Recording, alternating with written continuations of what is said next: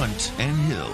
Hunt Palmer, Jeremy Hill, holding down the middle of the day. Live from the Mercedes-Benz of Baton Rouge studios. It's Hunt and Hill.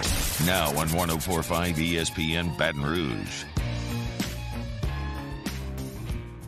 Welcome in, Hunt and Hill, on a Monday from the Mercedes-Benz of Baton Rouge studio downtown in the capital city. I am Hunt Palmer. No Hill this week. He is in Jamaica, enjoying some time away before we crank things up on the football side. So just me this week, but Casey Gaines and Taylor Sharp still back there on the ones and twos. Hope everybody had a great weekend. I certainly did. Went up to Shreveport, put on as much sunscreen as I could. Still didn't quite do the trick.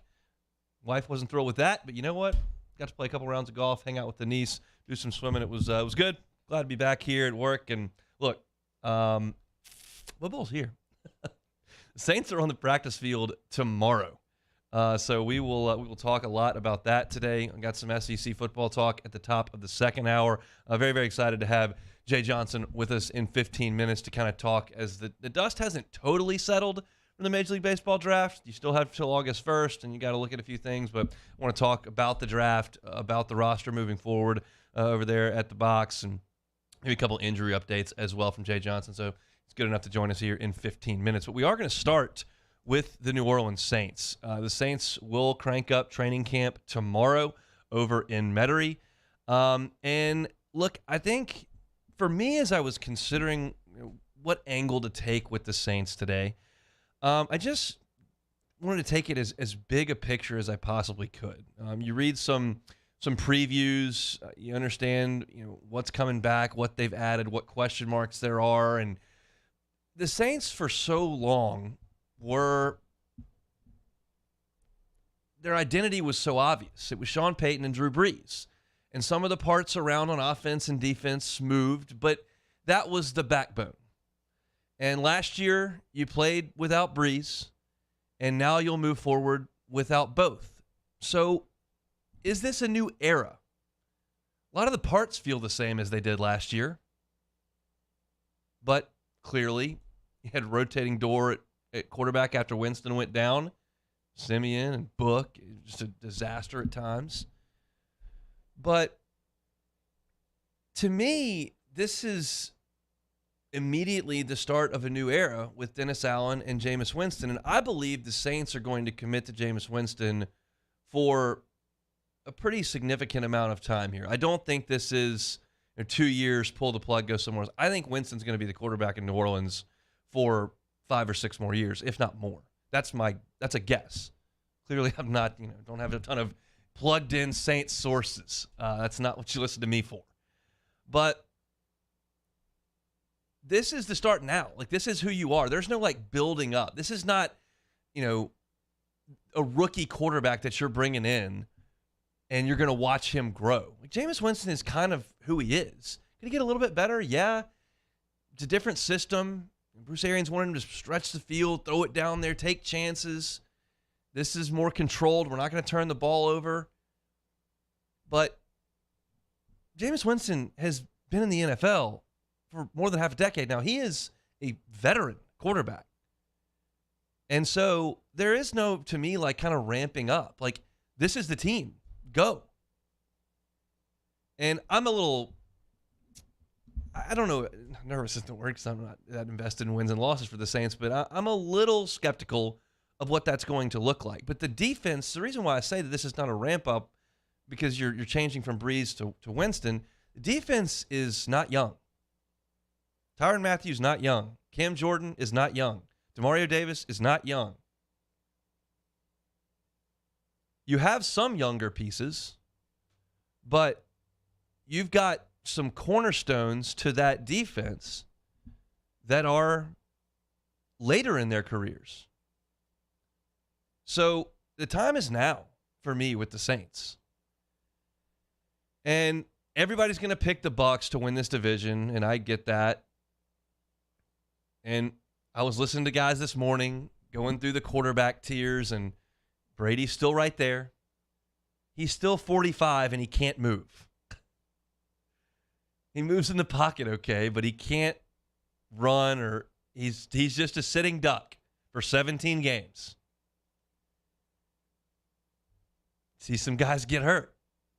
Look at some of the guys who were just coming off there. Roethlisberger stayed hurt. Breeze was banged up his last couple of years. I'm just saying that there's a real possibility that Tom Brady could miss some time. You don't count on that, but it's a realistic talking point. It's August. And I think the Saints can absolutely compete in this division. And so the questions continue to be asked. What are the health situations of Michael Thomas and Marcus Davenport? Those will be answered pretty early. What does Jameis Winston look like out there? That'll be answered pretty early. And how dynamic can this Saints offense be with a whole new cast of characters at wide receiver? Last year was a tough watch. It was awful. When Winston went down, Thomas hadn't been out there. And you're looking out there and it's like, man, Marquez Callaway, okay. Deontay Hardy, yeah, he's fast, but is that the guy you want to focus your offense around? How much do you believe in Traquan Smith? Never really showed anything. It was a tough watch. Then you throw Ian Book out there on a Monday night. I was in the hospital. It was Monday night. Myers was hours old. That was a bad offense. It was just bad. But there was reason for that. I think it finally pushed Sean Payton out the door. I've seen enough. But there's reason to believe that this one could be a lot better. Just a faction of how good can Jameis be? You know that Jarvis Landry is going to be a productive piece. Yeah, he's 30. He's not a speed guy. He's just going to work the middle of the field. He's just a dog. Jarvis has been an absolute dog since the day I laid eyes on him as a freshman at LSU. The intensity's always there. The toughness is always there. The effort is always there. He's going to be fine. I think Chris Olave is going to be really, really good. No reason to believe that he wouldn't be. Thomas, I have questions about. It's so easy, so much fun to sit there and go, oh, he's all-pro receiver. He's one of the best top 5 in the league. Just plug him in there. Is he? 2 years out of the league, basically? Is he still a top 5 receiver? Or is he a guy who's not 22 anymore and has had surgeries and setbacks? I don't know. Do we find out in the preseason? Can you tell from practice? When's he going to be out there? My gut tells me to lean on the receiver side of things that Thomas is going to be good player, really good player. Jarvis is going to be really good player. Olave is going to be really good player. Those guys, I feel like you can trust. There's certainly a spot for Deontay Hardy to make plays as well. Question is, and it'll be asked over and over and over and over again, what's at quarterback? The training wheels were nauseating to me last year on Winston. How many times have you heard me say, fewest pass attempts in the league when he was a quarterback, with a play caller who loves to open it up and be creative and lead the NFL in passing. But they had a good defense. They ran the ball pretty well. They weren't going to turn it over, and they had nothing out at wide receiver. What was the cause of the conservative play? Was it all the factors I just laid out, or was it this guy's not that good and he's going to turn it over unless I tell him to check it down and we run the ball? I'm leaning towards the positive on wide receiver. I'm leaning towards the negative on Jameis. I just don't know that Sean Payton trusted him. And last week we talked about some of the bad quarterback situations in this league. What the Jets have become, what the Panthers have become, what the Giants are mired in, what the Broncos have been going through pre-Wilson. You get into purgatory with these guys that can't play, and it's hard to find the next one. And if you listen to the guys in the morning, they spend an hour going through quarterback tiers, and Jameis for that tier, he was in the third tier, at the bottom end of the third tier. You had the elite guys, and you had that second tier, third tier, and then you get towards the disasters at 4 and 5. And Jameis is a third tier guy. Like, he's very capable of going out there against the Falcons or against the Texans or against whoever and throwing for 381 and 4 touchdowns. Like, that's in the bag of tricks. But you've also got the 4 interception game, and 2 of them got returned for touchdowns, and you lost by 20. You all know this. Like, this is not like some breaking news. But the point of this segment, as I intro it, is this is no, like, figure it out Dennis Allen, figure it out Jameis Winston. Like, we got a runway of 3 or 4 years. No, like, this roster's ready to win games. They're ready to compete for the division. And I don't think the NFC's that good. I don't trust anybody in the East. I don't trust anybody outside of Lambeau Field in the North. Yeah, there are some teams that have won a lot of games out West, but the Seahawks just quit, and do you really trust the Cardinals? Rams are good. But the NFC is vulnerable, and the Saints should be in the mix there. And that should be the expectation when they take the field tomorrow. It should not be, well, we'll see, it might take a couple years. No. Cam Jordan didn't have a couple years. Tyrann Mathieu may not have a couple years. You got to pay these guys that are stars. You got to afford Ramczyk and Kamara, Lattimore, Davis. Like, so for me, like, let's roll. Time to go. We'll talk to Sharif Ishak tomorrow from Saints camp, kind of get his thoughts on all that. But it's exciting. The Saints will be out on the practice field. A lot of teams have cranked up today, and they will start over there in Metairie tomorrow. So very much looking forward to that. Also very much looking forward to working with The Shed each and every Monday. What's The Shed? You been to the beach? Drove by Ocean Springs, Mississippi? Saw The Shed barbecue? Oh, love that. We always stop and go to the beach. They're here in Baton Rouge now on Burbank between Traction and Campus. And it is such a cool scene over there. They've got the volleyball courts. They've got the picnic tables, massive projection TV, and some great, great barbecue. We were able to sit down and try the ribs last week, try the brisket, which was great. I love brisket. It was awesome. They are open and ready for business. Been rolling for about a month over there at The Shed. Look, the food comes out quick. They can get you in and out at lunch if you want to stop in because it's not that close to any commercial area, but they can get that food out really quick. They cook it slow. It comes out real, real quick. They got tailgate packages, catering, and we're proud to tell you that they're going to feed you lunch if you go ahead and register at 1045ESPN.com. We want to get you fed from The Shed. Register your office to win lunch from The Shed and listen every Monday afternoon at 1 o'clock when we announce our weekly winner. Get fed from The Shed with Hunt and Hill, The Shed Barbecue, and 1045 ESPN Baton Rouge. The Shed, bringing you the lunch hour each and every Monday. We'll take a time out, come back with Jay Johnson. This is Hunt and Hill. Hunt Palmer and Jeremy Hill. It's Hunt and Hill.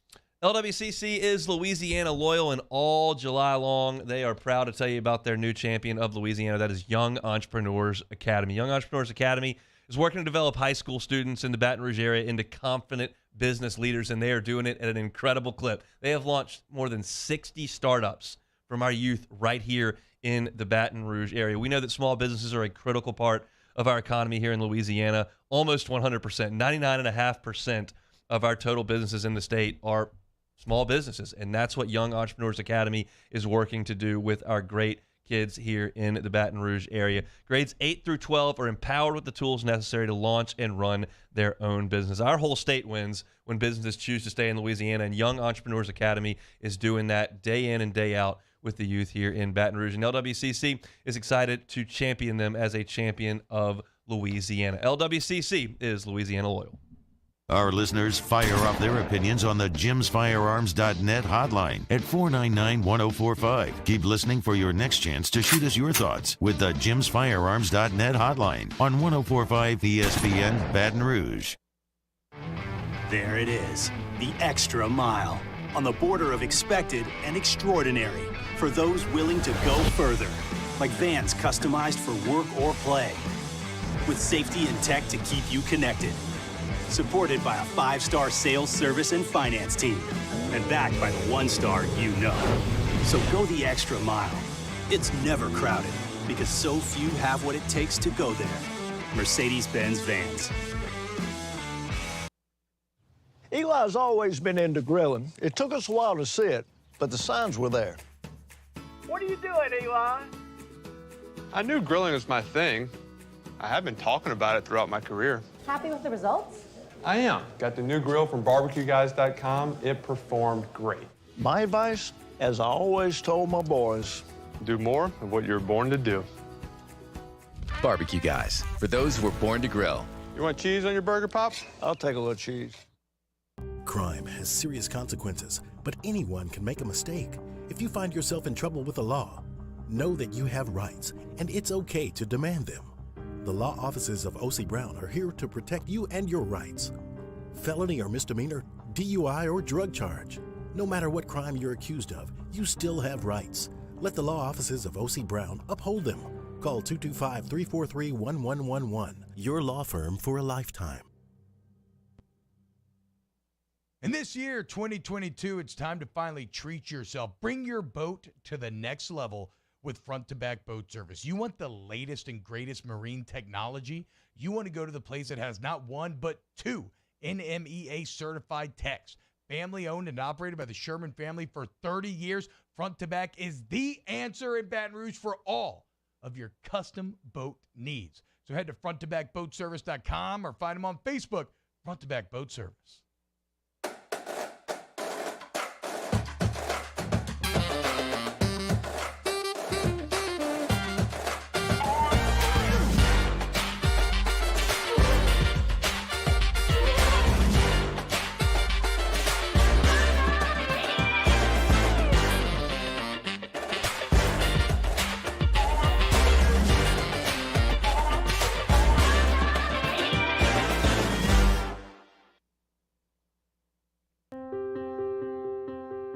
This isn't just another day, it's so much more. Kelly's life was put on hold when her auctioneer primary care doctor discovered a rare blood disorder. Her doctor connected her to an auctioneer care team of cancer, heart, and kidney specialists. With multiple primary care locations around Baton Rouge, same-day appointments, and online scheduling, we're relentless about keeping you healthy. Auctioneer Baton Rouge, innovating health. Moscona inviting you to join us for Monday's AFR, presented by Relief Windows. It is Saints Training Camp Week. We're getting you ready for the black and gold returning to the field. Join us Monday, 3 to 6, 104.5 ESPN Baton Rouge.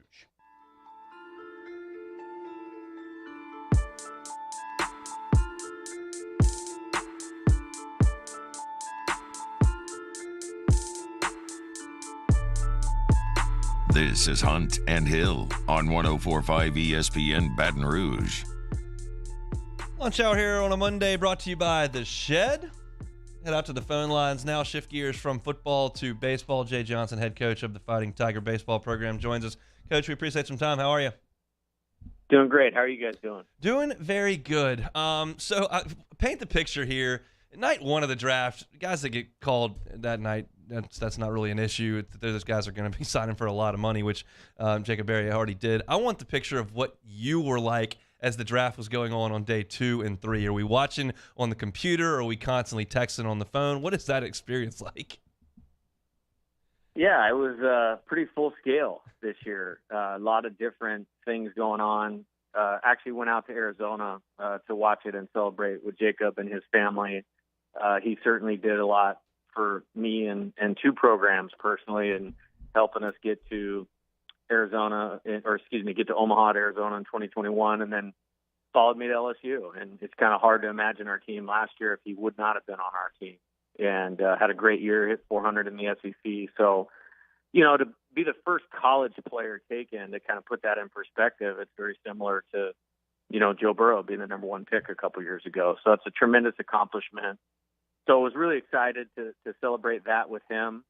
That first night, nothing that happened was really unexpected. I did have a phone call with Cade Doty as the second round was kind of dwindling away of possibilities of returning. And I did let him know he'd be welcome back with open arms. But I did feel like 12 picks was an eternity when you're talking about a player as quality as Cade, and glad that he got something that he was happy about, and he's ready to start his pro career. So certainly pleased for Cade. And then it kind of turned into get on the phone with what I called the 50-50 group of about 5 guys in our recruiting class, making sure that we touch base with them. We were able to keep 4 of those 5 guys, so we felt great about that. And really all 4 of them, fulfilling positions of need. We did lose a couple guys in the transfer portal, but yeah, it was a wild couple days. I basically locked myself in a conference room in Arizona with both my phones and made sure we could adjust accordingly. And happy for our players that got selected, and we're certainly paying attention to what the roster construction looks like for next year. When you talk about some of the guys that y'all were able to get onto campus from the signing class, can you speak to the catcher position in this class? Because it looks like there are 3 of them that can really play. Yeah, big point of need, obviously. I do have great confidence in Hayden Travinsky and Alex Milazzo. I think they both bring skills to the table that can help our team win this year. But, it's an old Sparky Anderson thought, if you have a bad catcher, you have a bad team. And so to add 3 guys of the quality of Brady Neal, Jared Jones, and Ethan Frey that can all catch really gives me a positive outlook on that position for years to come in our program. And that can't be emphasized enough. I think all 3 are good enough to make a positive contribution immediately and then move themselves into the point where you're talking about them like we just talked about Jacob and Cade. So that really worked out about as good as I could have hoped for. It was a little uncertain going into it. You mentioned with all 3 of those high school guys, all 3 of them could have been drafted and signed. We actually had a contingency plan if that had happened, where we were on the phone with a couple transfers and basically saying, we'll let you know after this, and was very happy to not follow up and say, we need to bring in another catcher. So I'm happy with the guys we have returning and certainly happy with those new guys we have coming in.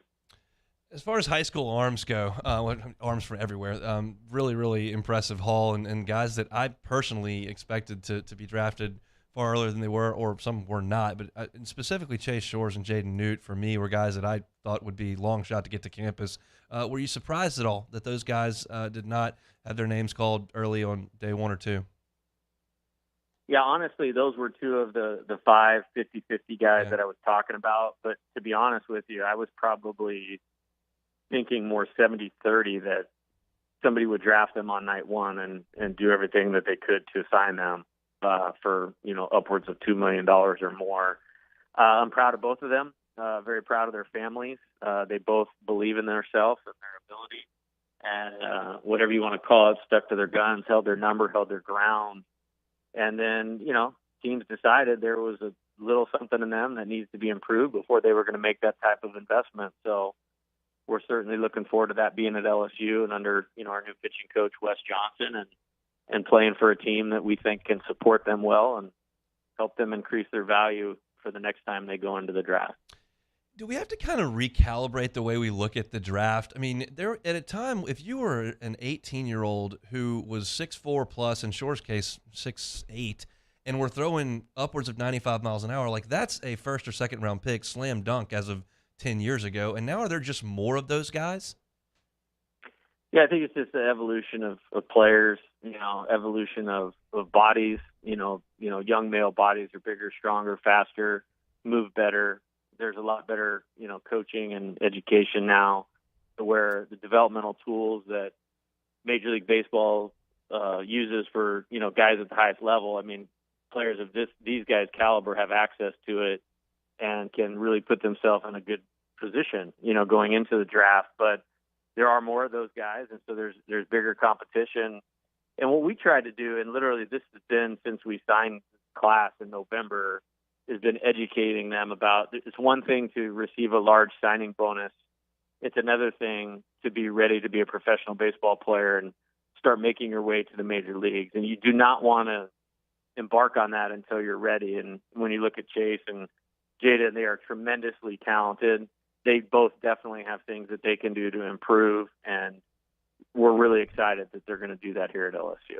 Chatting with Jay Johnson, LSU head baseball coach, for a couple of more minutes. I personally, even though I cover this, have lost track of who has what eligibility left or what the rules are in terms of how many guys you can have on the roster. I think it's 35 plus 5 if they're COVID impact guys.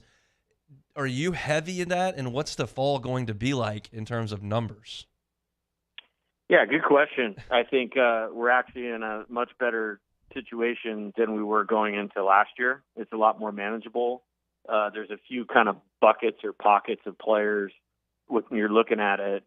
We have some guys that have some injuries that we are not sure whether they're going to be able to compete in 2023, so they may factor into it. We have some of the freshman class that we talked about. There may be a potential that they would redshirt. Okay. So when you start peeling back a couple of those things, you never know. You get through the fall and somebody doesn't fit the way maybe that they thought. I actually feel like we're in a really good spot. And it didn't seem like that because there were so many balls in the air. But when you started looking, into last fall, and some of the guys that we signed were really elevating themselves from a pro thing, like a Mikey Romero going in the first round, Justin Crawford going in the first round. I mean, 6 guys in your class are gone, and then 2 guys in the Porto class sign. Like, that number goes down significantly. And then there were players on our team that, didn't feel like, they were going to be able to push themselves into the role that they wanted on the team. Let's say the starting lineup or starting rotation, chose to go to other programs to help meet their individual needs. It kind of all came together pretty nicely where we're pretty close to where we need to be. There are some guys that I guess you were planning on having in Baton Rouge that were drafted and have until August 1st to sign. What's your communication like with Brady and Jaden, with Carter Young, about what the next week and a half holds? Well, they're all here in town right now, so that's a really good thing. So we get to communicate with them frequently. I was here late last night, and Jaden was here working out. I was here at noon yesterday. Brady was in the cages hitting. Carter Young's here today doing some things, getting some of his academics in order. So all of their movements suggest that we should feel pretty good about them coming. I've been down this road enough times to know that you can be surprised. But I feel good at this juncture where we're at with those 3 players. And you mentioned injuries earlier, so I'll ask about a couple. Javen Coleman and Thatcher Hurd, any update on kind of what the future holds for those guys? I know that they were injured this past year. Yeah, Javen Coleman is working hard, progressing well. There's a lot of thoughts on that Tommy John surgery, and he had a full elbow reconstruction. And for me, in my experience, like 18 months is kind of the point where you're back to yourself. Well, that obviously would take him out of the mix for next year. There are some, advancements in rehab where that's been sped up a little bit. But, you look at Eric Razelman, who was one of our best guys this year. I mean, he tried to come back too quickly last spring when he was at the University of San Francisco. It did not work out. And then he had that extra 12 months going into this year, and he was a completely different pitcher. So we're going to do what's best for Javen in that arena or category. Then Thatcher Hurd progressing nicely, has very good medical attention for what he's doing, has a very good plan for rehab, and is throwing and starting to increase distances and moving weight in the weight room. So really excited about where he's at in his progression. I know he's really, really busy. We appreciate some time, Jay. Thanks so much. All right, guys. Have a good day. That is Jay Johnson, LSU head baseball coach. It's just so many moving pieces. It's just unbelievable when you consider a massive signing class, some of which are going to sign, some of which aren't. You consider your entire roster, which can transfer out without penalty. You consider the transfer portal that you're bringing in. You got guys that are coming off injury. It's just, there's so much to deal with. You've got guys who have already signed, guys who have been drafted but could sign but haven't, that are here, they're working out. It's the only sport that's quite like this, and it's fascinating to watch. It gives us a lot of content to talk about during the summer, but this roster is going to be incredibly, incredibly talented. There's no question about that. I'm going to talk a little bit about pitching staff, I think, tomorrow as we move forward and kind of look at where some pieces might work out. It was really nice to hear that Thatcher Hurd is progressing pretty well, and we'll see what the future holds for Javen Coleman. But some really good signees they brought in and some really good transfers they brought in. It's going to be a load of fun to watch Jay Johnson's program when they take the field next February. So moving right along here on a Monday, lunch hour brought to you by The Shed Barbecue. Proud to announce them as a new sponsor today. We'll keep telling you about a chance to win some barbecue for your office at 1045ESPN.com via The Shed. We'll come back, shift gears back to the NFL. It's next on Hunt and Hill. Hold down the middle of the day. This is Hunt and Hill. In times of need, get a full list of phone numbers, websites, and other important emergency information on the Demco Stormwatch page at 1045ESPN.com. Bayou Chrysler Dodge Jeep Ram has $10,000 off MSRP on all new 2022 Ram Black Widow trucks in stock. All new Bayou vehicles come with a 1 million mile powertrain warranty and free delivery. If you need sales or service, the crew at Bayou is going to do right by you. Gulf Coast Office Products is a nationally recognized Saban office equipment dealer based right here in Louisiana. Over 100 employees strong, Gulf Coast has the boots on the ground to support all vertical markets from education, engineering, legal, and finance. With the latest in office technology from desktop to production segment units, Gulf Coast and Saban have the perfect fit for you. Call 225-756-2644. That's 756-2644 for Gulf Coast Office Products. My own people call me an Uncle Tom. I play music. Been wined and dined by royalty. Trying to bring people together. All people. But regardless of all that kind of stuff, I'm still Louis Armstrong. Here's the man you're waiting for, the king of jazz, Louis Satchmo Armstrong.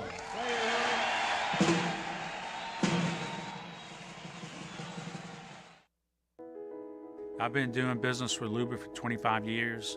They're dependable, trustworthy. It's just the attention to detail with our clients. Our folks have years and years of experience. They're highly trained professionals, but many companies have that asset. What I'd like to think makes Luba a bit different is that we use those talents in a way that truly is dedicated to serving the needs of the folks who depend on us. Are you a licensed contractor? There's lots of good contractors in Louisiana doing work the right way, but unfortunately, too many unlicensed contractors are working outside the licensing requirements. Working as a contractor in Louisiana requires a license for the company doing the work. The Louisiana State Licensing Board for Contractors wants to help you get licensed to allow you to conduct work legally. It's not difficult to get the license. We can help you. Go to lacontractor.org for more information. Licensed contractors, it's the law. There it is, the extra mile, on the border of expected and extraordinary for those willing to go further, like vans customized for work or play, with safety and tech to keep you connected, supported by a 5-star sales, service, and finance team, and backed by the 1-star you know. So go the extra mile. It's never crowded, because so few have what it takes to go there. Mercedes-Benz Vans. ServiceMaster Elite create clean, disinfected work environments. As a local business, we take pride in serving the New Orleans and Baton Rouge areas.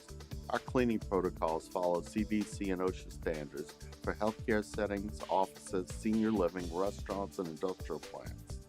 Contact ServiceMaster Elite to get your operation ready for reopening with germ disinfection cleaning. ServiceMaster Elite, the trusted choice in professional cleaning since 1996. It's no secret. The best oysters in Baton Rouge are at Jolie Pearl Oyster Bar. Enjoy mouth-watering South Louisiana flavor and oysters from all over the country. And don't forget our nightly drink specials.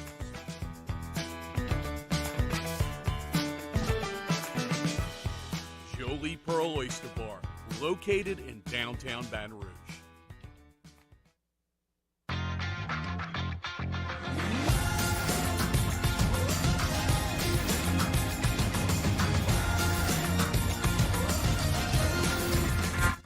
Sandegriff, join us for the next edition of Jimmy Odd's Game Time from Spoken Hub on Government Street. Troy Macker from Bet Rivers and Jimmy Odd from California.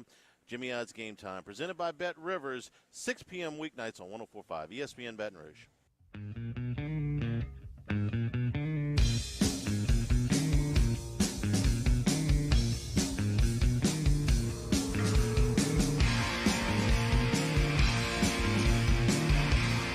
Hunt and Hill, 104.5 ESPN Baton Rouge. Appreciate Jay Johnson for jumping aboard here on a Monday. A lot to cover there if you missed it. On demand, 1045ESPN.com's on demand tab. YouTube, scroll back because we're live. Of course, you can catch it on Spotify or Apple Podcast as well. But a lot of moving pieces over there for Jay Johnson. But as people were yelling at me, predictably in the huddle, don't talk about pitching, don't talk about the draft. It's football, football, football. Football drives the bus. We know this. So let's get back to football. Got to appease the masses. I'm looking through. ESPN had basically a primer for every team as they reported the training camp, and I thought we'd skip around the NFC South and kind of see where things lay. And I found this very interesting coming from David Newton, who covers the Panthers for ESPN.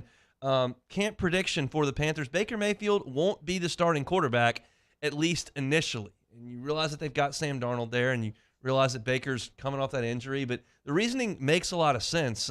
David Newton says, this might come as a shock to the 91.6% in my informal Twitter poll who predicted Mayfield would be the Week 1 starter. But Darnold has an entire offseason learning Ben McAdoo's system and the terminology.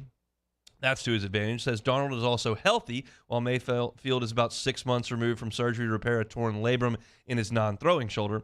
He's on track for a full recovery, but that's still an obstacle to overcome. Darnold has nothing to lose for the first time in his NFL career, so he has less pressure than the top pick of the 2018 draft. I would not say that Sam Darnold has nothing to lose for the first time in his career. He could lose his starting spot. He could lose his job. I think that's a pretty big deal if Baker comes in and wins that job. Look, I've seen enough of Sam Darnold. Not that he was in a good spot with the Jets. He wasn't. Not that the Panthers are loaded, and especially when McCaffrey goes down, because they're not. But, last year, you're talking about a guy who threw 9 touchdowns and 13 picks. He completed under 60% of his throws in a league that's completing a ton of passes. Burrow completed 70% of his throws last year. And I'm not trying to tell you that Sam Darnold is very comparable to Joe Burrow. He's not. But that's doable in this league, and he simply doesn't. So this is clearly going to be Baker's job at a certain point, but it does make sense to say, hey, by the way, Darnold's going to be the starter initially until they just give the job to Baker. Going to Tampa, everyone's picked to win this division. We were talking about the Bucs have got to sign an outside linebacker before camp starts. They've got Shaq Barrett and Joe Tryon-Shoyinka. Try that again. Joe Tryon-Shoyinka, who takes over for Jason Pierre-Paul, who's still without a job at this point. He's unsigned. And Anthony Nelson will serve in a rotational capacity. But beyond those three, they're thin and unproven. Look, the Bucs were so positioned after that Super Bowl when they came back, and they returned everyone, which is just unheard of to return all 22. But now you're starting to see that roster turn over a little bit. We'll see if Gronk comes back, but you don't figure to have him. Jason Pierre-Paul's kind of aged out, and he's not there. There are some holes on that defense. I mean, you might have gathered this from the start of this show when I was talking about the Saints. It's time to go. It's time to win. I just think there are some issues in Tampa, and I think the entire thing falls through if Brady takes one shot, which is possible. I've rattled off the quarterbacks that played late into their career and dealt with injuries and weren't the same. I mean, you saw Peyton at the end of his career, playing into his 40s. Just looked like a beat-up old man. Ben Roethlisberger, same way. Drew Brees, same way. And it hasn't quite happened to Brady yet, but I just think it's got to be a reasonable chance that he might have to miss some time. And then you go to the Falcons deal here as we look through the NFC South, and you can't even make anything interesting about the Falcons. They have so significantly punted and are so rebuilding, and now have their best wide receiver in trouble for gambling. The blurb on the Falcons is Tyler Algier wins at least part of the running back role. That's the prediction for the Falcons. said it may not be the boldest prediction in the world, but a rookie out of BYU is going to get every chance to win the early down back role, especially if Atlanta plans to keep using veteran Cordero Patterson as a multi-faced offensive option. Algier will need to work in pass protection, but his bruising, fall forward, loving contact running style will endear him to Coach Archer Smith and the offensive coordinator Dave Vergone, making him a day one player for a young Falcons roster. Like, if you have to go to camp and your biggest prediction or your talking point that's supposed to get people interested and to generate clicks is, yeah, this rookie might get a couple carries. Like, that's the fascinating thing. And I didn't realize until I moved down here for college just how much Saints fans dislike the Falcons. And that's, it's obvious. But some sports rivalries are really heated and some don't really take off. I did not realize. I mean, when I would drive around and still see people who have 28-3 Falcons leading the Super Bowl flags flying outside their house, that's a pretty passionate deal. So if you're one of these people that absolutely detest the Falcons, this is going to be a lot of fun for you. Because basically what I'm looking at here is we're going to give Cordero Patterson the ball and just hope he goes and scores a touchdown. We don't really have anything else. Yeah, Pitts. Okay. Took a first-round pick, wide receiver this past year. But, they're going to be terrible. And every time I dive into an NFC South preview, whether it's a magazine, a Twitter link, something on ESPN, CBS, whatever it may be, the Falcons preview they might be the worst team in the league. It's so bleak when you see it. And I was listening to the guys talk this morning. They were going through all the quarterback tiers, T-Bob and Jake, and I think that Matt Ryan is going to be born again with some help in Indy. Because the last couple of years, man, no help in Atlanta. And that Colts roster has a good defense, great running game, and he's still functional. Just couldn't tell as much playing for an awful Falcons team. That's kind of your peek around the NFC South. We'll go to the Saints pick as we were talking about them a little bit earlier. And this is Mike Triplett on ESPN saying that the Jameis Winston-Chris Olave duo will generate some buzz. Michael Thomas will still be the Saints' number one receiver when he's healthy, and all indications are that his recovery is on track. But I also know how buzz works in training camp in the preseason when it only takes a few highlights to generate excitement. And Olave has a type of speed, big playability to catch some of those home run balls that Winston likes to throw. Olave was drafted the 11th pick, might not have the same target volume as some of the other rookies because he's in a crowded room, but he could start to see glimpses of his future number one ability like Thomas in his rookie season when former coach Sean Payton famously suggested, I don't follow his fantasy football, but shoot, I'd try to have him. There's a story there. And it was when Detillier was coming on Matt's show every week. And I remember him talking about how much Drew Brees talked about Michael Thomas in that first camp. And I heard that and went, all right, well, I'm going to take him late in the fantasy draft. And it was real good. Kept him for 2 years as a 13th round pick. It was real good. And that's kind of how, you hope training camp goes. And if Olave can form that relationship with Jameis, take some heat off Michael Thomas, I'm buying the Saints wide receiver group big time. Just not necessarily buying the quarterback. I'm sorry. I'm just not there. Everything else I kind of like. Man, I can't put my finger on it with Jameis. I think it's just there's too many videos of him doing stuff that make me roll my eyes.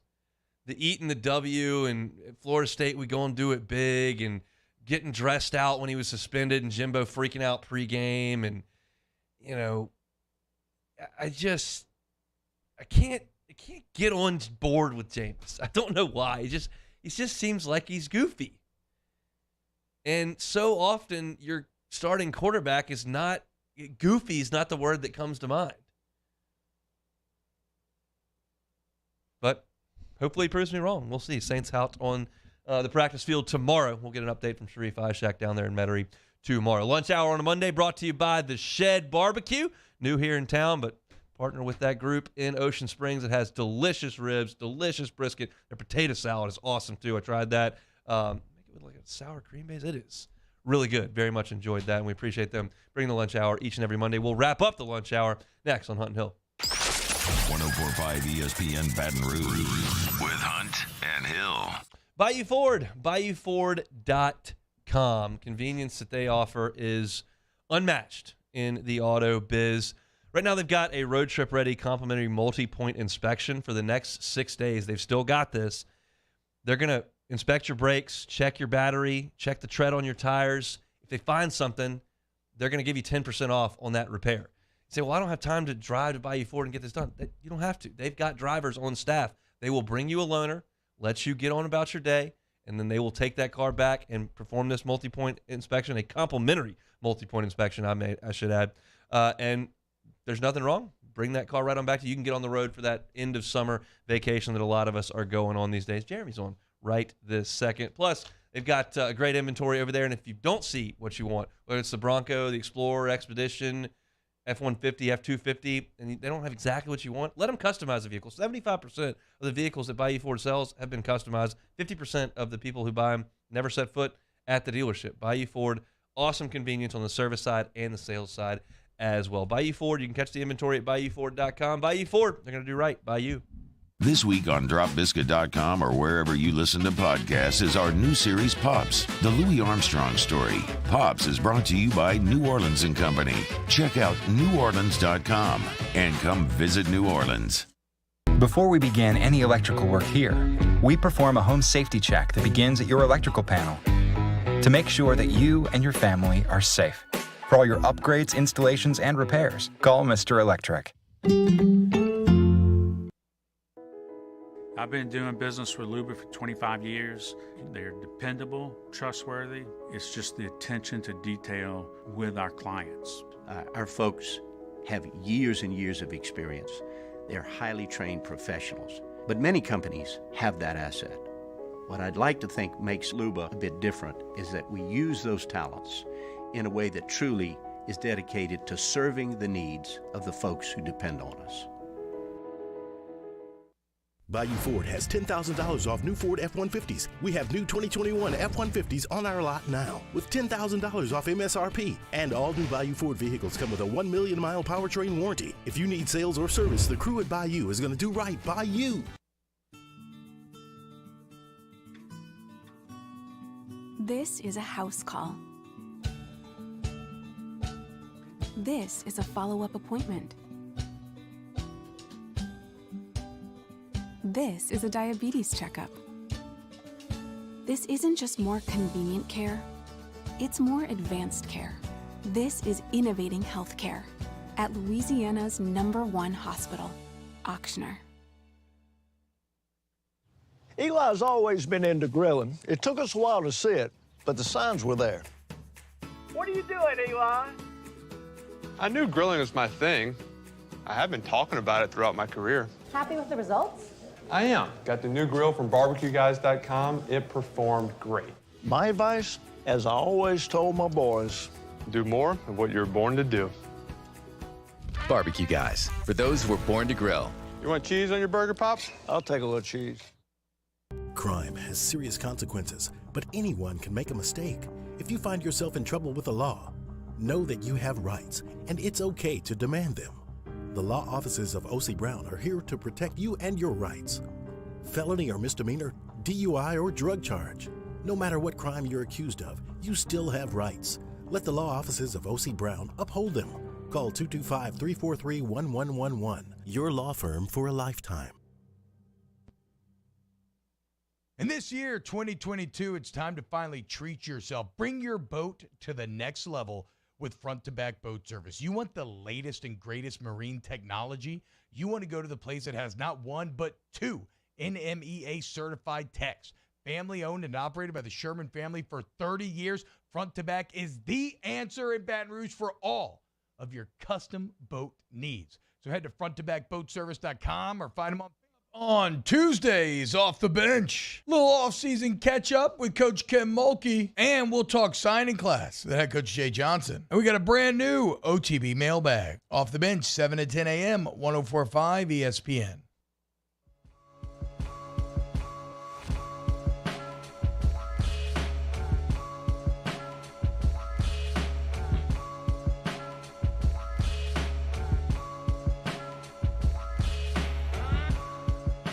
This is Hunt and Hill on 104.5 ESPN Baton Rouge. I saw a prop bet that really painted an ugly picture in my head. Currently, there's a bet at Caesars that you can bet Alabama, Ohio State, and Georgia to win the national championship versus the field. What do you think the odds are on that? You get those three teams. Anybody, if one of those three wins, you win. If they don't, then you lose. It's minus 345. You have to bet $345 to win 100 on Alabama, Ohio State, and Georgia. And that's kind of what it feels like. Yeah, I mean, nobody was picking LSU in 19. And some teams have made the playoffs that people didn't expect. But for three teams to have that big of a stranglehold on the sport, whether you believe that's the case or not, and whether it plays out that way or not, there are a lot of people that do feel that way, myself included, for this year. And I just don't like that. I love Saturday in Death Valley. I love doing my show outside. I love the energy that's around the tailgating, going in, hearing the band, Tigers playing. It's incredible. Who doesn't like that? It's awesome. But it's just so top-heavy, the sport.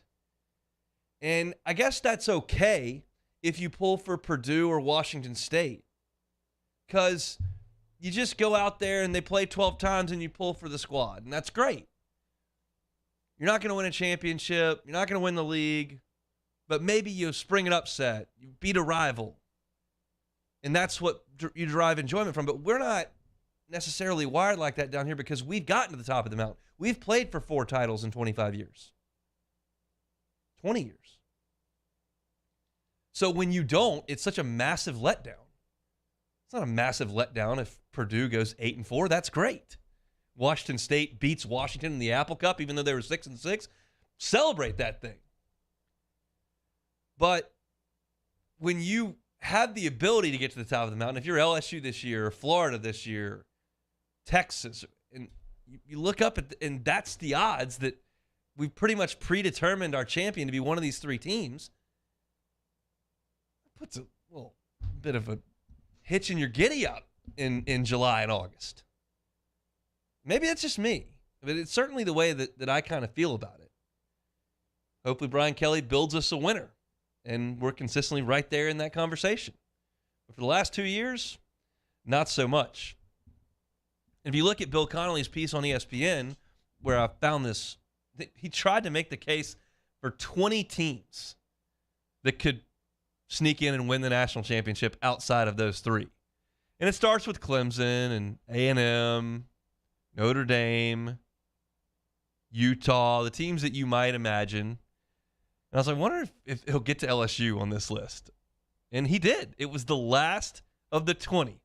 LSU was the last one. Oregon was last. Oregon was last. LSU was next to last at plus 5,000 to win the national championship. He said, here's the case for LSU to get in there. It said, if first-year head coach Brian Kelly could start around 5 transfers on offense, 6 on defense, new blood was a must for a team that slipped dramatically after its 2019 national title. How long does it take to get new players to gel? It says, if a new star quarterback emerges, whether it's Brennan or Daniels or Nussmeier or Walker Howard, someone would have to shine immediately against a relentless schedule. It said, if the skill core is more than just Kayshon Boutte, mentions Jeray Jenkins, Jack Besh, and whoever starts at running back. And if a brand new secondary is as good as it looks, Jarek Bernard-Converse, Sevyn Banks, Mekhi Gardner, Joe Fouché, Greg Brooks, they've all flashed elite potential, but only 2 have played with each other before. There's a lot of ifs to roll through there.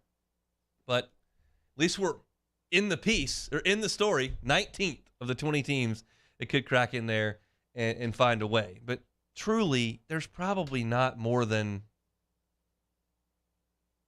5 teams that can win the national title.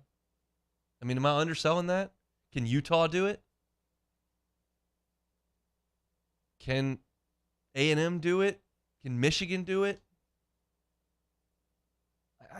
I don't know. Maybe. It doesn't feel like it.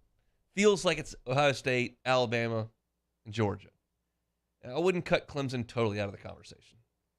Angalele needs to play a little bit better, but I don't know if I would cut him completely out of the conversation. But that's just, it's not really the case in most sports. Most sports, you've got more teams that get a seat at the table. And sometimes LSU does, and that's great. But when you have had that seat and it's taken away, you don't have reservations anymore, and you're eating at the bar, it's not as much fun. It's going to do it in hour number 1 here, brought to you by The Shed. Reminder, go to 1045ESPN.com. You can win lunch for up to 20 people at your office. We'll start that next week. Go to the website, submit your office. See if we can bring you some barbecue, ribs, brisket, potato salad, all kind of good stuff. Have a lot of fun in hour number 2. We'll start something off with some college football, some non-conference action in the SEC. Don't go anywhere. It's Hunt and Hill. There it is, the extra mile, on the border of expected and extraordinary for those willing to go further, like vans customized for work or play, with safety and tech to keep you connected, supported by a 5-star sales service and finance team, and backed by the 1-star you know. So go the extra mile. It's never crowded, because so few have what it takes to go there. Mercedes-Benz Vans.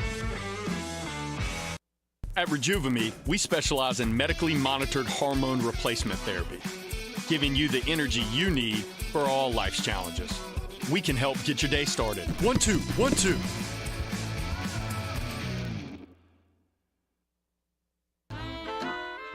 My own people call me an Uncle Tom. I play music. Been wined and dined by royalty. Trying to bring people together.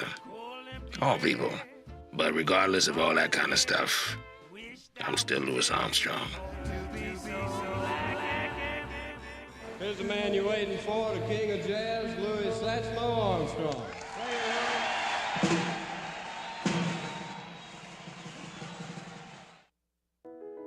I've been doing business with Luba for 25 years. They're dependable, trustworthy. It's just the attention to detail with our clients. Our folks have years and years of experience. They're highly trained professionals. But many companies have that asset. What I'd like to think makes Luba a bit different is that we use those talents in a way that truly is dedicated to serving the needs of the folks who depend on us. Are you a licensed contractor? There's lots of good contractors in Louisiana doing work the right way, but unfortunately, too many unlicensed contractors are working outside the licensing requirements. Working as a contractor in Louisiana requires a license for the company doing the work. The Louisiana State Licensing Board for Contractors wants to help you get licensed to allow you to conduct work legally. It's not difficult to get the license. We can help you. Go to lacontractor.org for more information. Licensed contractors, it's the law. Gulf Coast Office Products is a nationally recognized Saban office equipment dealer based right here in Louisiana. Over 100 employees strong, Gulf Coast has the boots on the ground to support all vertical markets, from education, engineering, legal, and finance. With the latest in office technology, from desktop to production segment units, Gulf Coast and Saban have the perfect fit for you. Call 225-756-2644. That's 756-2644 for Gulf Coast Office Products. The best things in summer are unofficial.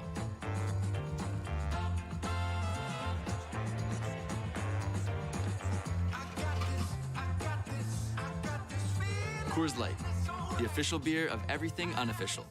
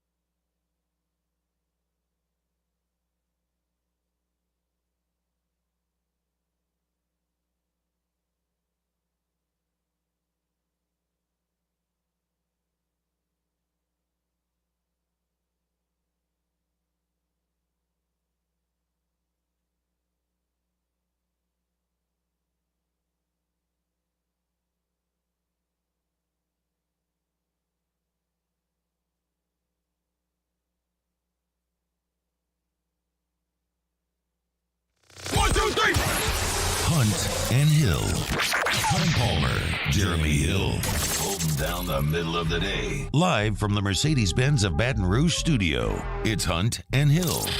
Now on 104.5 ESPN Baton Rouge. Hour 2 here, Monday edition of Hunt and Hill. Bottom of this hour, will be joined by Dr. Jeremy Burnham from Oxford. They got a really exciting thing coming up here he wants to promote. And we're going to talk a little bit about his time at LSU. He was on the football team. So Dr. Jeremy Burnham here in 30 minutes. But I wanted to kick off hour number 2 with something that's very near and dear to my heart. SEC teams losing. That is very near and dear to my heart. There's a lot of you out there that champion the league, pull for the other teams, chant SEC after bowl games and all that. And that's fine. You do what you got to do. I hate all the teams in the SEC. I want them to fail miserably. And it makes me very upset that all the teams in the West are pretty good. I need the terrible teams to come back. I need the Sly Croom Mississippi State team. I need the end of the Nut era Ole Miss team. I need John L. Smith or Chad Morris's Arkansas Razorbacks. Those are the teams I yearn for. Give me the end of the Chiswick era there at Auburn, 0-8. Those are the teams I like. And I pull against SEC teams all over the place. Now, I have to pull for them some in basketball and baseball to boost the RPI and all that kind of stuff. But right now, in football, it kind of benefits LSU if the teams in the SEC aren't good. So I pull against them routinely and passionately. And I will do so again this football season. And so I'm going to go through now the teams that I'm going to be pulling for, which are the non-conference opponents of the SEC West plus Florida.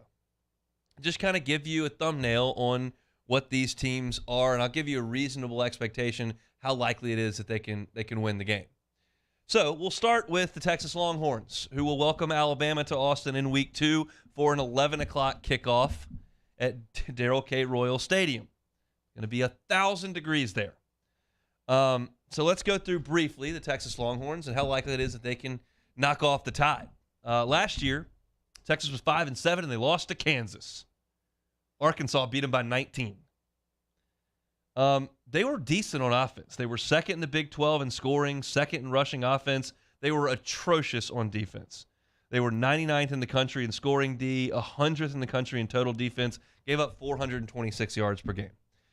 So they've retained their same defensive coordinator, who was awful last year, Pete Kwiatkowski, but they've brought him a little help. Gary Patterson is over there now as a little bit of a consultant, kind of helping with the defense. It is still bizarre to me to see Gary Patterson in a Longhorn hat or shirt. I've got some buddies that went to TCU. It makes them want to vomit. Patterson's got a statue in Fort Worth, and he's wearing the enemy's clothes. But they brought in Gary Patterson to help a little bit on the defensive side of the ball. Their quarterback, Casey Thompson, led the Big 12 in touchdown passes last year. Then he transferred to Nebraska. So that leaves Quinn Ewers and Hudson Card. Card got benched last year. We know about Ewers, big NIL deal with Ohio State, came back down. Basically, this offense is probably going to be in the hands of Quinn Ewers, but it's really going to be in the hands of Bijan Robinson, the running back, who is back and is really good. They've had a lot of musical chairs on defense. They got to figure out quarterback. They've got a really good running back. It is in Austin, and it's going to be hot. It's going to be an incredible environment there. Bama's going to beat them by 30. They are not. Texas is not going to beat Alabama. It's going to get ugly in Austin. When I think of Bryce Young getting a piece of that Texas defense, I think it is going to be an ugly scene there for the Burnt Orange. So that's your first look at Texas Week 2 against Bama. I don't think it's likely at all the Longhorns can win. Now we focus to the one that I am locked in on, and even more so in doing some research on this team. I'm now even more locked in. The U is headed to College Station in Week 3. I need Miami to win that game like I need oxygen. I need it so bad. Now let's see what the Canes got. Last year, 7-5, 5-3 in the ACC, had a couple really close losses, and basically the power trust at Miami said, "Hey Mario, y'all winning some games at Oregon, lost in the Pac-12 championship game. Would you come coach here? Like, would you leave Oregon to come here? You're from here. Would you do that? Oh, you would? Okay. Okay. going to get a new coach now. Manny Diaz, you're out. Like, they basically just forced him out. It wasn't like Manny Diaz did a terrible job in Miami. They weren't good, but it wasn't like the bottom was falling out. They were fairly close to winning 9 games last year. But they found out Cristobal would come back, so they just kicked Manny Diaz out the door. So you've got a new head coach in there who's brought in some new coordinators. Josh Gaddis was the coordinator of the year at Michigan last year, did a great job with Jim Harbaugh's offense. He's the offensive coordinator. And Kevin Steele is the defensive coordinator at Miami. So those two are running their sides of the ball. The key here for Miami is that they've got a really good quarterback coming back.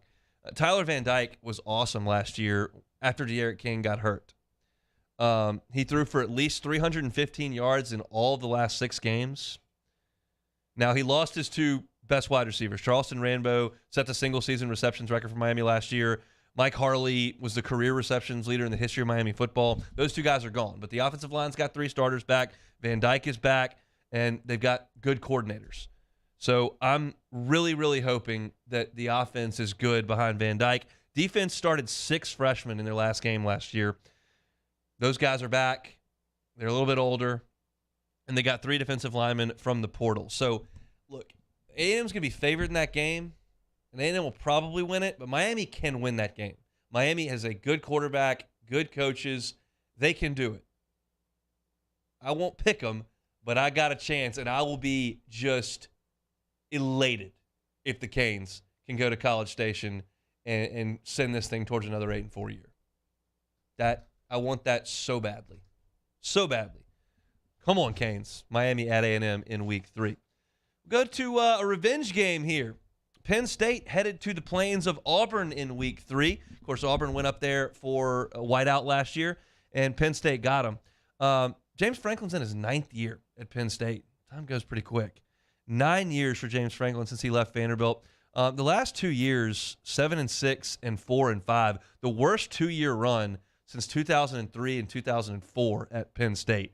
Last year, they got off to a nice start, and they lost 6 of their last 8 games. Sean Clifford is back. He came back for his super senior year at quarterback. He started 33 games for Penn State. He wasn't the problem last year. The problem last year is they couldn't run the ball. They did not have a single back go for 100 yards in a game last year. They were 125th in the country in running the football. Now I got a feeling why Noah Kane left. Like, he just got no offensive line. Can't run the ball unless he's coming home.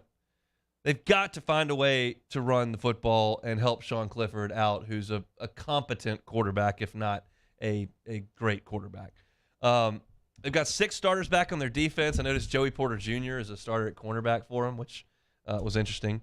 Last year, that was a 28-20 game. Penn State won it in the whiteout. That'll be a really good environment at Jordan-Hare for Penn State and Auburn. I don't like Auburn at all this year. I think Penn State's got a real good chance to go in there and win the game. They'll certainly have the better quarterback on the field. They're going to have to deal with a great environment. But I like Penn State to go to Auburn and win. So that's the big game on the plains for War Eagle and company. Interesting one that I got to tell you, I don't think I knew this was on the schedule until I started looking through these magazines a couple of weeks ago. I really don't dive into football in May and June. I know a lot of y'all do, and you start looking forward to it, and that's great. I just kind of tune it out until we get to July. And now, man, we're all good, but I didn't know this game was on the schedule, and it's an interesting one. Utah is at Florida in week 1. We know last year Utah was 10-4. They went 8-1 in the Pac-12, won it. They outscored Oregon in 2 matchups last year, 76-17. Kyle Whittingham's team absolutely manhandled Oregon. They went to the Rose Bowl, lost to Ohio State by 3. Last year, they were in the top 15 in scoring offense and rushing offense. They also led the Pac-12 in rushing defense. So a complete team. This will be year 17 for Kyle Whittingham at Utah. Their offense should be very good again. Cameron Rising is a 5th-year junior. Last year, he threw for about 230 yards, 20 touchdowns, 5 picks. So very efficient with the ball. Their running backs are back, including Tavion Thomas, who went over 1,000 yards last year for them. Their defense got gutted at linebacker, only got 5 starters back, but they did get Mohamed Diabate as a transfer from Florida. Look, this is a playoff contender, Utah is, because I think they're the best team in the Pac-12. Dan Lanning's up there at Oregon. Do you think Lincoln Riley's going to get it in year one? He's got a good quarterback, got a good wide receiver. Maybe USC is the favorite, but Utah is more established for sure than USC. They're going to go to the Swamp, and they're going to beat Florida pretty good, I think. I don't love Florida's roster. I don't know about Anthony Richardson. We'll see. But Utah is just a more proven commodity at this point. I think there's a real chance that they'll go down there and win. And quite frankly, I'm not pulling for Billy Napier. I wanted him to be the coach at LSU. I said that when the coaching search started. That was the guy that I wanted. But his success at Florida will only hurt LSU. And while it may not be a permanent opponent moving forward, he's going to try to recruit Louisiana. With that staff, with Corey Raymond, Jabbar Jalouk, his ties here, he's going to try to recruit Louisiana to Florida. So I don't need him having any success. I'll be pulling for the Utah Utes in week one of that one. Going to be a little warm for the Utes going down to Gainesville in early September, but it is what it is. Arkansas, week one, they will host Cincinnati. Cincinnati, you'll recall, was 13-1 last year, undefeated into the playoff, and Alabama started running the ball in the first quarter and kept running the ball in the second quarter and kept running the ball in the third quarter and decided to run it some more in the fourth quarter. That's all they really needed to do, and they hammered Cincinnati 27-6. Desmond Ridder, the quarterback, is gone, we know. It'll be a quarterback position between Ben Bryant, an Eastern Michigan transfer, and Evan Prater, who was a fairly highly thought-of recruit. Their running back's going to be at Cincinnati this year. Maybe you don't. I'd forgotten this. Running back at Cincinnati this coming year, Corey Kiner, Ohio native, playing at Cincinnati. Their whole offensive line is back at Cincinnati, which is huge. 3 of those guys were all conference players last year, so they're going to have a good place to start from on the offense. And I think Kiner's a pretty talented dude, especially in the American. I think he'll be pretty good. The question is, do they have anybody that can play quarterback like Ridder has the last 2 years where he was Conference Player of the Year? I doubt that. So I think they take a step back. You lost 6 defenders to the NFL, Sauce Gardner being the most prominent one there at Cincinnati. I think Arkansas is going to be pretty good. It's going to be at home. I think Arkansas beats Cincinnati. I will be pulling for the Bearcats. Coach Fickle, you got my heart in this game, week one, but I just don't. I don't like the Bearcats to go to Fayetteville and win. And then we got one more here as we're going through all these teams that are going to catch SEC teams in the non-conference early in the season. And boy, did I get some enlightening reading done about Georgia Tech today. What do you know about Georgia Tech's program right now? I'll tell you some stuff. They'll play Ole Miss week 3. Last year, they were 3-9, 2-6 in the ACC. They were 117th in the country offensively on third downs. The start of the preview magazine that I was reading on Georgia Tech said, I don't know how Jeff Collins makes it through this year. That's their head coach. He's been there for 3 years. They are 9-25. They had a good running back, Jahmyr Gibbs. He transferred to Bama. Everybody that was good on defense on their roster transferred out. They got nothing left. They went to the portal and tried to scrape some things together. There's not much. There are 4 returning starters on this team. You would say maybe that's a good thing because they weren't very good last year. Well, all the good players left. So this is a disaster. Georgia Tech is in as bad a shape as anybody in the Power 5 that has any chance to be relevant. I mean, Vanderbilt's probably in worse shape. Maybe they're not, but they probably are. But Georgia Tech's going to be awful. So kudos to the Ole Miss administration for finding this game and putting it on the schedule. Because the SEC says, hey, you've got to put a Power 5 game on the schedule. And Ole Miss goes, all right, well, we'll just take Georgia Tech. They're the worst team. It may not be the actual worst, but they're close. And Ole Miss will hammer them in week 3. That game is going to be in Atlanta at Bobby Dodd Stadium there, where Georgia Tech calls home. But they're going to be awful. I mean, you go read a Georgia Tech football preview. It is bleak. I was talking about the Falcons in hour number 1. Georgia Tech, not great. So, Citizens Bank poll question of the day today. What non-conference team has the best chance to beat an SEC team? Is it Texas over Alabama? Is it Miami over Florida? Miami over A&M. Is it Utah over Florida? Or is it Cincinnati over Arkansas? Those will be your options on the Citizen Bank poll question of the day. Dr. Jeremy Burnham with us in 15 minutes. We'll come back with a little bit more. It's Hunt and Hill. Hunt Palmer and Jeremy Hill.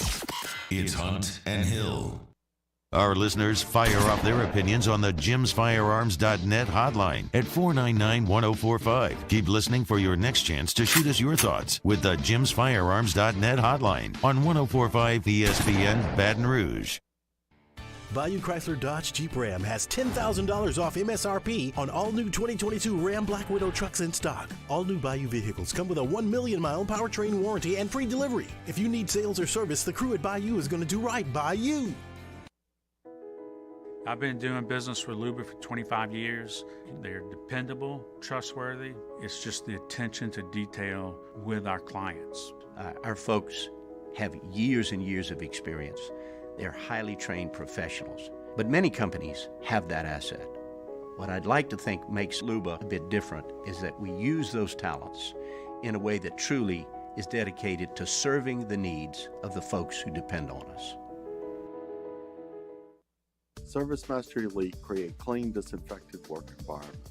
As a local business, we take pride in serving the New Orleans and Baton Rouge areas. Our cleaning protocols follow CDC and OSHA standards for healthcare settings, offices, senior living, restaurants, and industrial plants. Contact ServiceMaster Elite to get your operation ready for reopening with germ disinfection cleaning. ServiceMaster Elite, the trusted choice in professional cleaning since 1996. It's no secret, the best oysters in Baton Rouge are at Jolie Pearl Oyster Bar. Enjoy mouth-watering South Louisiana flavor and oysters from all over the country. And don't forget our nightly drink specials.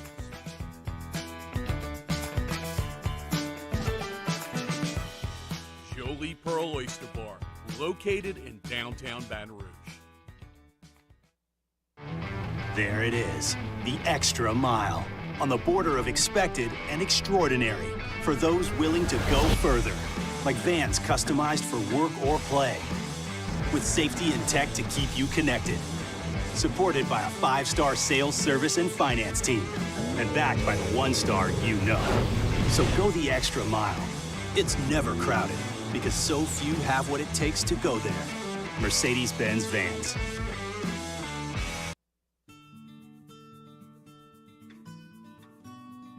This is a house call.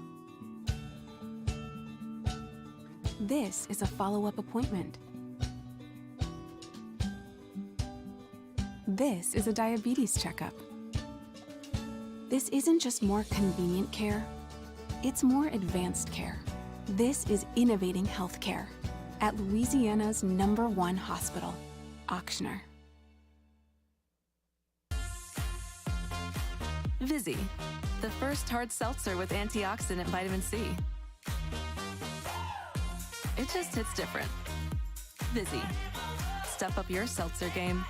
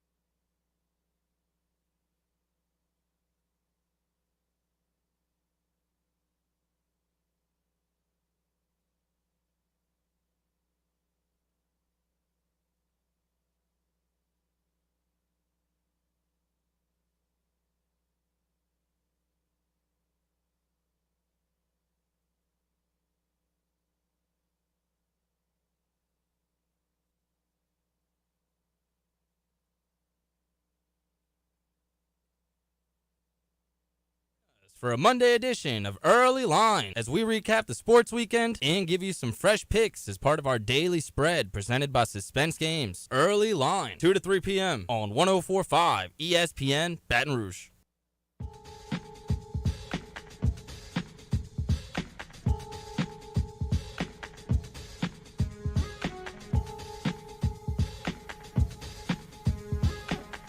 Hunt and Hill, 104.5 ESPN Baton Rouge. We'll get to Dr. Jeremy Burnham from Ochsner here in about 10 minutes. Actually, Jeremy and I had a chance to chat with him last week. We recorded that. We'll play it for you here. Don't know if they got a really cool event coming up. James Andrews as the speaker, Dr. James Andrews. So it'll be really cool, and we talked about that a little bit and talked about his time playing football at LSU as well. So we'll get to that in 10 minutes from right now. I saw ESPN put out some betting lines or some thoughts on some betting lines for early season college football games. Oregon and Georgia. Georgia's a 17.5-point favorite in that game. Ohio State is laying 14.5, hosting Notre Dame in the opener. That's also a game that I didn't know was on the schedule until 5 minutes ago. But it's those are some really, really big numbers. But I was curious what they thought about the LSU line, and that was grouped in with a few. Utah is a 2-point favorite against Florida in Gainesville. I like Utah in that game to cover on the road. LSU is a 3-point favorite over Florida State in New Orleans, and Clemson is a 19.5-point favorite against that awful Georgia Tech team I just told you about. So my thoughts were, what do people think about this line at 3 for LSU and Florida State? David Hale, a college football writer for ESPN, says, I like the dogs, meaning the underdogs, meaning he likes Florida State there.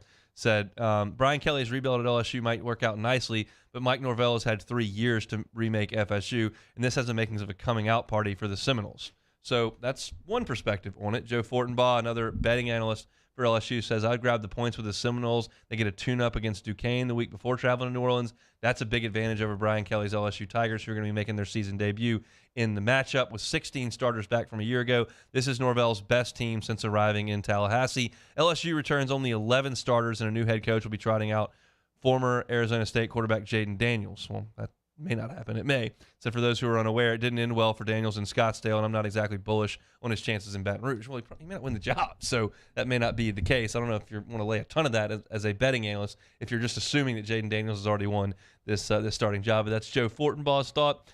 Bill Connolly commented, said, I believe that FSU might be capable of a solid step forward, but I assume Brian Kelly raises LSU's floor pretty far and pretty quickly, so I'm not touching that one. So I wouldn't even comment on what he would take on that game. But for me, we talked a lot about, and this is something that'll come up in 3 weeks, we talked a lot about last year UCLA opening with Hawaii and what that opportunity afforded them. Is it LSU's chance to get these guys on tape and watch, or is it a team that can iron out some kinks and be ready to roll in week 2? I think it would be foolish to assume that just the fact that UCLA played the first game and played LSU in their second game, that was the sole reason UCLA won. I think they probably won because LSU was atrocious trying to stop the run and just played a terrible football game and, quite frankly, wasn't a very good football team. But I think what we'll do this year is we'll probably lean to the other side and say, yeah, that's a huge advantage for Florida State to get out there and play Duquesne. Yeah, LSU has 2 new systems that Florida State has never seen, and Florida State's got Mike Norvell up there, and they're returning a quarterback and got a bunch of starters back, I think 16 there. But, I was kind of on the team last year of, let's keep everything a secret. Let's make sure they haven't seen what Jake Peetz is going to do on the offense, what Durante Jones' defense is going to look like. Let's just make everything a surprise. But it didn't seem to surprise UCLA too much. They went out there and just beat LSU like a drum running the football. 10 yards a carry. So that'll be something that we talk about significantly. And already in this betting piece, you've got one of the guys indicating that that'll be a big deal. Maybe that's something that the bettors will look at. But I'm glad LSU is favored in that game. Looking at the A&M Alabama game, said the October 8th matchup between A&M and Alabama in Tuscaloosa is sure to generate a lot of interest after the quarreling between Jimbo Fisher and Nick Saban in the spring. Tide are currently 14.5-point favorites. Is that too much or not enough? Connolly says that his formula has Bama by about 12.6, whatever that means. Says line's pretty good. Could be really disappointing after so much chipping and anticipation. This game played out in a rather normal fashion. Anything beyond an A&M upset or a 35-point Bama win will feel like a letdown. That'll be – they downplayed the whole thing in Atlanta for media days. I don't think that they'll be able to downplay it the week of. And certainly not when you get in the stadium. And for years and years and years, I sat here in Baton Rouge and thought, man, CBS picks one primetime game for the season, LSU Bama. College game day comes, it's LSU Bama. Bama puts its bye in front of one game every year. It's LSU. And you had the meanest kid on the block, the biggest, baddest dude on the block, staring you right between the eyes. You were the focal point. And that's no longer the case. A&M has taken that mantle from LSU. And I'm okay with it. Now, I don't want to be that way forever because that means you're not relevant and you're not good. And you gotta climb that mountain. And that's why, I think, and for all the scrutiny that they've gotten and for all the attention they're going to get at A&M, it's the direction you've got to move. You got to want to be relevant, and then you got to win championships. But Alabama focused a ton on LSU. And there was so much made here in Baton Rouge about LSU makes that game too big a deal. Les focuses too much on it. Ed Ogeron focuses too much on Alabama, and there's a letdown. These kids aren't stupid. They know the Mississippi State game and the Bama game are not quite the same. Like, to try to say, oh, just another game, like, you can say that, and it sounds great, and get up and go to work, but it's not. They're the best team. To beat them would be a huge upset. If you don't, your goals of getting to Atlanta are gone. Like, it is a big deal. And A&M's about to enter that world. Unless you'll sneak around the chicken coop here and be a little below the radar, whatever cliche you want to use. But eventually, you got to jump back in the ring with them. We're decidedly not in the ring at this point. Well, they played it tough last year. I know. I watched the game. But that's when you look at media days and you look at these stories and they're talking about big games and they automatically skip forward to A&M and Alabama, it just makes me think, yeah, A&M's kind of getting the treatment we got. CBS is going to pick that as a primetime game. Alabama's still got their bye before LSU, but LSU was in the crosshairs for a decade, and they've stepped out of it for the last couple. And A&M, I think, has kind of stepped in there. Question is, can they do what LSU did in 2011 and 2019 and slay that dragon and win the rest of your games and go compete for a championship? It's really nice to beat Alabama like A&M did last year, but when you do it when you've lost 4 other games, luster kind of comes off of it. Now, if you ask anybody that covers A&M, like for TexAgs and stuff, they'll just say, oh, that's a huge step for the program to beat Alabama, huge step for the program. Well, you went 8-4 because you lost to the Mississippi schools. So how big a step is that? It's not that big a step. The step is not beat them. The step is beat them on the way to Atlanta, on the way to the playoff. It's a little bit of a different world, and A&M has asked for it, and they got it, and they want it. Hopefully LSU can jump back in that discussion here rather quickly. I feel like I've been a little bit negative today on the outlook for LSU football. It's one of those sports where only 4 teams make that playoff, and it feels like only 3 really have a legitimate chance to win the national championship, and that's what we sign up for. So to not have that opportunity or have my opinion be that we don't really have that opportunity, just kind of sullies things a little bit for me. I don't know. Try not to do that for the rest of this show. Fast-moving Monday show here on Hunt and Hill. If you missed anything, catch it on demand, 1045ESPN.com on the on-demand tab. YouTube, catch it, Apple Podcasts, Spotify, all that. When we come back after this timeout, we will chat with Dr. Jeremy Burnham from Ochsner. That's next on Hunt and Hill. 1045 ESPN Baton Rouge with Hunt and Hill. Go to revelryteam.com and check out how great the tailgating offerings are from Revelry. It is turnkey luxury tailgating. They are the official tailgate partner of LSU Athletics. They've got a little village called the Oaks location right there by Patrick F. Taylor Hall. And they will set you up a tent, holds 20 to 30 people. They will set you up some high-quality furniture. They will set you up fans or heaters, television. They will stock your ice. They will throw away your trash. All you got to do is show up and enjoy the day. Now, if you want to get a big pot out and cook some jambalaya, have at it. They're not going to stop you from that. They'll help you bring the pot out there. But if you don't really want to do any cooking, they've got catering partners as well, and they will cater your tailgate if you want to do that. It is turnkey tailgating. It is perfect if your business wants to have a tailgate party before an LSU game. You want to entertain some clients or just have a great time with your staff, or if you just want to get the group together and have a great day out on campus and not worry about all the ancillary things that go into handling a tailgate. Revelry Tailgating is your one-stop shop. You can get a season pass, or you can just do it for one game. We just want to do the Bama game. We just want to do it for the Southern game. That's what you want to do? They can do it. Go to revelryteam.com to check out all the possible packages that they can give you. revelryteam.com. In times of need, get a full list of phone numbers, websites, and other important emergency information on the Demco Stormwatch page at 1045ESPN.com. Eli's always been into grilling. It took us a while to see it, but the signs were there. What are you doing, Eli? I knew grilling was my thing. I have been talking about it throughout my career. Happy with the results? I am. Got the new grill from barbecueguys.com. It performed great. My advice, as I always told my boys, do more of what you're born to do. Barbecue Guys, for those who were born to grill. You want cheese on your burger, Pops? I'll take a little cheese. Crime has serious consequences, but anyone can make a mistake. If you find yourself in trouble with the law, know that you have rights, and it's okay to demand them. The law offices of O.C. Brown are here to protect you and your rights. Felony or misdemeanor, DUI or drug charge. No matter what crime you're accused of, you still have rights. Let the law offices of O.C. Brown uphold them. Call 225-343-1111. Your law firm for a lifetime. And this year, 2022, it's time to finally treat yourself. Bring your boat to the next level with front-to-back boat service. You want the latest and greatest marine technology? You want to go to the place that has not one, but two NMEA certified techs.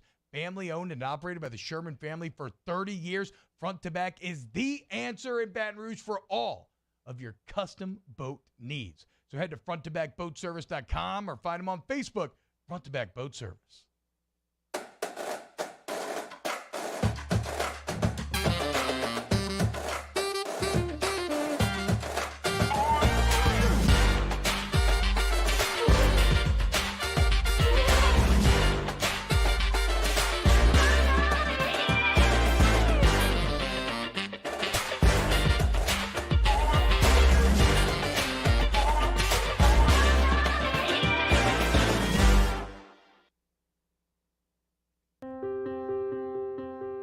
This isn't just another day, it's so much more. Kelly's life was put on hold when her auctioneer primary care doctor discovered a rare blood disorder. Her doctor connected her to an auctioneer care team of cancer, heart, and kidney specialists. With multiple primary care locations around Baton Rouge, same-day appointments, and online scheduling, we're relentless about keeping you healthy.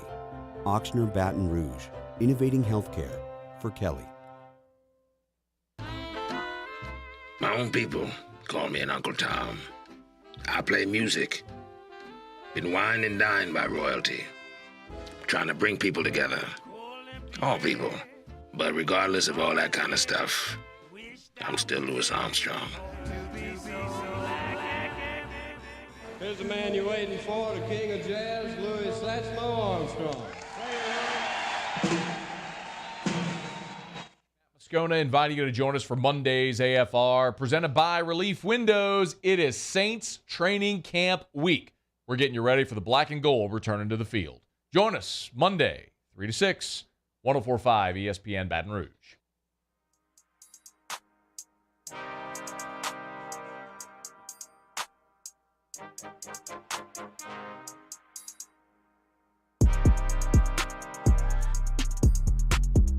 This is Hunt and Hill on 1045 ESPN Baton Rouge. If you are a parent of a young athlete, a young coach, or someone interested in medicine, Auctioneer has got Sideline Summer School coming up. And Jeremy and I last week had a chance to talk with Dr. Jeremy Burnham about that. We had a conversation kind of about some sports in general early in the discussion, then got to Sideline Summer School here at the end. And we're really excited to announce that Dr. James Andrews will be there as the speaker. So it's going to be a great event. It's going to really be helpful in terms of safety for young people who are participating in sports. So Jeremy and I had a chance to chat with Dr. Jeremy Burnham last week, and here's our discussion. Back here on Hunt and Hill, our pleasure to welcome now via the phone line Dr. Jeremy Burnham, the medical director of sports medicine over at Auctioneer Baton Rouge. Dr. Burnham, thanks so much for your time. How are you? Hey, I'm great. Thanks for having me. It is our pleasure. I know y'all got an awesome program coming up here that we're certainly going to get to towards the end, but I wanted to to pick your medical brain here on a few things, but let's start with your time at LSU. Walk-on football player around the Saban era. How was that? I think that it was one of those things in life that when you're going through it, you realize you're going to look back and see how special it was. And even then, you don't quite understand how much of an impact that it has. And what a great opportunity, to be completely outclassed athletically from those that I was around, but just be able to be a part of that and really get to see, Coach Saban and his processes and his method of how he did things, and also to just really expose me to the world of athletics at a different level and a world of sports medicine at a different level. So it was a great opportunity. I'm a proud LSU Tiger, and it certainly impacted what I'm doing now. I'm curious. You came on 99 to 2002, and we're a walk-on there. Now LSU is a blue blood, a 3-time national champion, a perennial contender in the SEC, and Nick Saban is one of the greatest Giants in the history of the sport. At that time, when you were on campus, none of that was really the case. When you look back over the last 25 years or so, is it hard to believe that those two have ascended to that height in the sport? Yeah, I think that we all felt it was coming. I think that looking back, it's pretty impressive. And you brought up the fact that back in the late 90s and the early 2000s, it wasn't like it is today where we really take it for granted, the amount of success that we had. And really, even when Nick Saban started, it wasn't automatic that he was going to have success. I mean, people really didn't know who he was and the extent of his success and coaching skill and things like that. And so what I really enjoyed about it was going from a team that had a losing record the first year that I was there, and then getting to see the types of things that had to happen to turn that team around. And even, at the time, there were people that doubted and lost faith and things like that. And so to be able to see what it took, and sometimes you didn't see the success coming right in front of you, but to stick with it, like Coach always said, really trust that process, put the work in, and then to see where both LSU and Coach Saban are at this point is really a treat. Chatting with Dr. Jeremy Burnham, the medical director of sports medicine at Ochsner Baton Rouge. You mentioned that it kind of led you towards wanting to have a career in sports. Did you know at that time that you wanted to go into sports medicine, or is that something you figured out as you got into medical school? Yeah, not really. I had a little bit of an inkling. I had some exposure to sports medicine. My dad was a physician, and so was kind of around and got to meet, and spend time around the athletic trainers and the team docs out there, the orthopedic surgeons and things like that, and really started putting it together. And then, when you're there, your focus is on, the academic side that you have to do, and also on athletics. And obviously athletics plays a big part of that. And so I think it was really after football and after college that it really started making sense for me, exactly what I wanted to do. And it kind of all that plan may not have been laid out or clear to me at the beginning, but looking back, all the pieces kind of fell in place together. Ochsner putting together Sideline Summer School coming up on August 1st. We'll talk a little bit more about that with Dr. Burnham, but I'm curious. My favorite sport is baseball, and I know that you deal with ACL and knee ligament injuries, meniscus things, cartilage, hip, all that kind of stuff. But I'm kind of curious, and even if it's not maybe your expertise, the elbow and the shoulder in terms of pitching these days. The microscope's never been bigger on them. Right. What's the discussion like in medical practices on how we can try to prevent this, or is it just, look, the arm's not meant to throw 95 miles an hour all that often. Sometimes bad things happen. Yeah, so that's a great question, and you're exactly right. I mean, the amount of shoulder and elbow injuries that we're seeing, I mean, it's really increasing across all age groups, but certainly in the younger age group. 10 and 11-year-olds are coming in with elbow injuries and shoulder injuries that we really didn't see before like we see now. I think a lot of it has to do with what you talked about, is that, in baseball and overhead throwing sports, you're really asking the shoulder and the elbow to do a lot of things that are real high demand. I think that playing baseball year-round has really been proven to be one of those things that's a risk factor. And so what we've tried to do is encourage people, it's great to play sports year-round. Let's try to add some variety in there, maybe some other sports to kind of break that up. And that's tough to do. We all love baseball. It's a big part of our community, and everybody's trying to be at the top of the top. And so we get into a year-round baseball scenario, but it seems to be healthier for athletes of all different ages if they can add some variety in there and maybe not hyper-specialize until they get into their, high school or collegiate years. And so I think that that's part of it. We're also really starting to understand that it's not just the shoulder and the elbow. They tend to take most of the the brunt of the injuries, but sometimes that's because there's some type of disconnect with the trunk or the core muscles or even the legs. And so when we're assessing throwing and when we're assessing elbow and shoulder injuries, we always look pretty closely at how the trunk and the core works and how the lower extremity works, because sometimes a deficit there can lead to an injury in the elbow as well. Being a guy who ended my last 2 professional years on injured reserve, the best news I could have heard is that you're returning back to activities. What's it like going through that process with patient after patient while you're doing what you do? You know, that's a great question. That's our goal. So when somebody comes in with an injury that is going to keep them out of sports for any amount of time, our number one goal is how can we get them back as quickly but as safely as possible. And it's really different for every patient. I mean, the first thing that I try to understand is what are people getting back to, and that can be sport and position specific. Obviously, the level of competition matters, and so those things play a role. And then it's really, we don't, in the old days, we would just maybe treat the injury. If the patient had surgery, they'd have surgery, maybe a little bit of physical therapy, and then at some point we'd say, okay, you're ready to go back. And so then there would be a big gap before somebody was actually ready to go back. What we really focus on now is that time between maybe formal physical therapy and the time that they go back to sports. So we're really looking at the functional progression. So if you're talking about, a football running back, we're going to look at what does a running back need to do and at what level. And so when they finish maybe their initial physical therapy, we're going to get them into a functional progression and try to get them back to doing the sports-specific things and ramp that up gradually, so that when they're released to go back to sports completely, they're ready. Hopefully that return to play program was harder than what they're actually going to be doing in practice and in the games. And so they're just really ready to get back and perform at that same level or a higher level than they were before. As athletes, something that we hear all the time is modern medicine and how it can affect, your rehab process. How much of that are y'all balancing into some of these recoveries? Are you trying to put in some of the modern stuff, or are you kind of sticking with the tried and true stuff? Yeah, well, I think that always finding the balance is difficult. The tried and true stuff is tried and true for a reason. It's been proven. It's been the thing that has been tested throughout the ages. And so we're trying to take that base of knowledge that has been well tested, and we're trying to add every advantage you can to that. We've learned, we talked about ACLs a little bit earlier, we've learned with ACLs we needed to be a little bit more aggressive with their rehab, aggressive with their rehabilitation, get the knee moving earlier, and maybe 20 years ago that's not what happened. And so we're always trying to add that knowledge and add that science in. You don't want to just go off on unproven things or, try something that really doesn't have a good scientific basis. But at the same time, probably the medicine that we were practicing 20 years ago may not be really the most up-to-date or the best thing for the patient that we could do today. And that's really tough to hit that balance of being on the cutting edge, but also being grounded in good principle.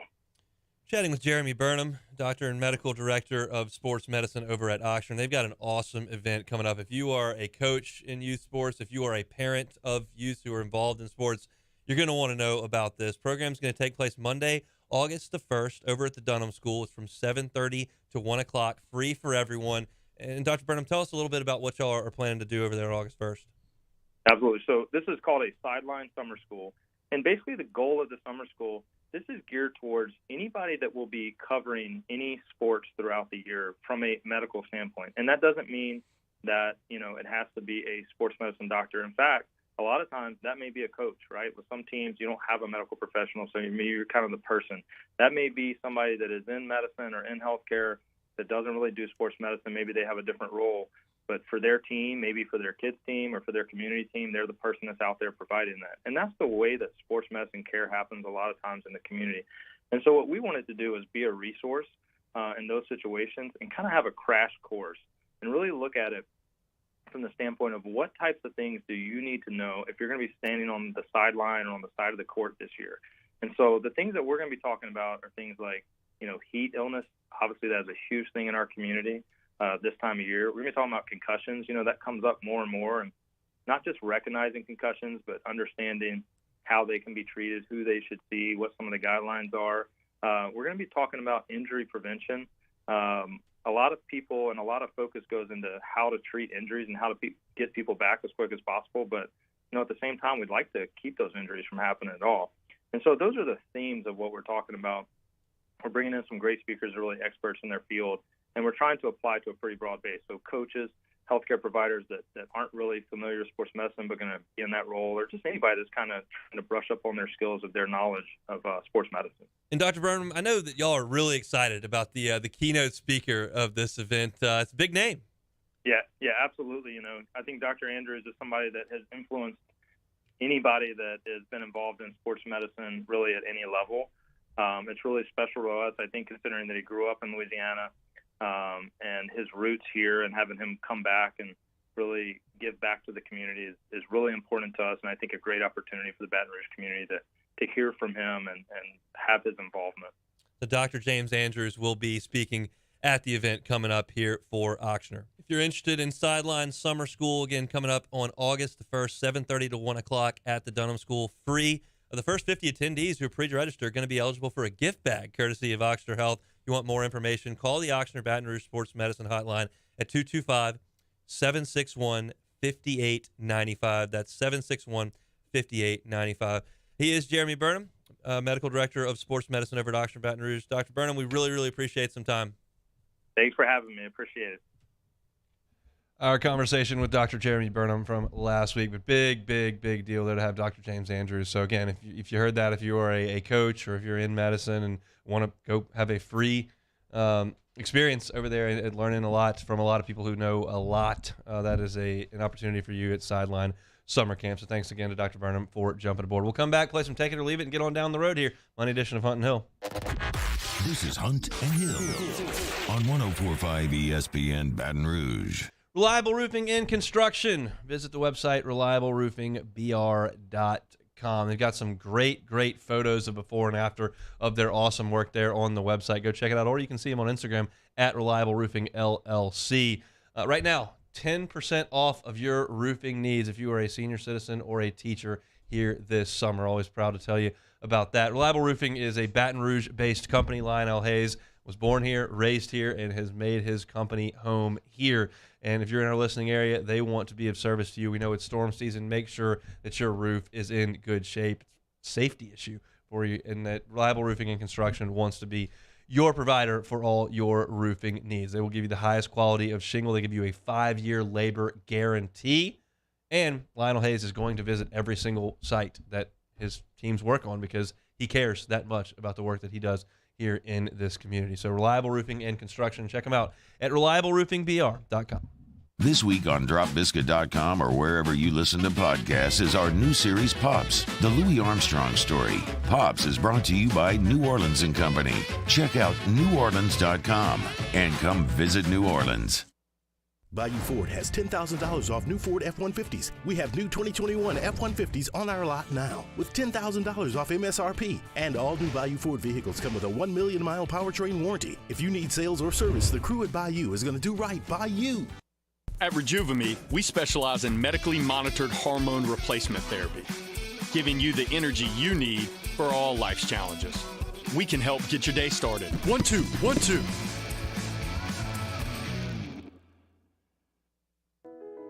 I've been doing business with Luba for 25 years.